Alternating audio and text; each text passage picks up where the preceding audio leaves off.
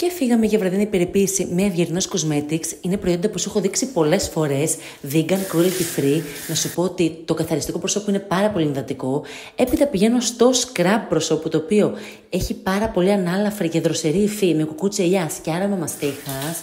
Αφήνει το πρόσωπο πάρα πολύ καθαρό και ενυδατωμένο.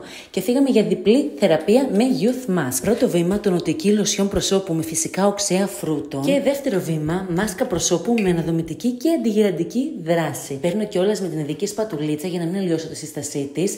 Απλώνω σε όλο το δέρμα μου και ιδανικά κοιμάμαι με αυτό όλο το βράδυ. Να σου πω ότι αυτή τη φορά κατάφερα να σου κανονίσω και τέλεια έκπτωση για τα προϊόντα που σου έδειξα από Αυγερινός Cosmetics. Τούνι 20 ο κωδικός, τον αφήνω εδώ πέρα, αφήνω και το link για να τα βρεις όλα με έκπτωση 20%. Ειδικά η συγκεκριμένη σειρά, η Youth Mask που είναι και διπλή σειρά, δύο προϊόντα, νομίζω ότι θα σου δείξουν τεράστια διαφορά στο πρόσωπό σου. Εγώ ήδη τη χρησιμοποιώ τις τελευταίες 3-4 εβδομάδες και έχω δει σοκ αποτελέσματα και στην ενυδάτωση και στην αντιγύρανση. Η δουλειά που κάνει είναι σοκ. Τούνι 20, μείον 20%.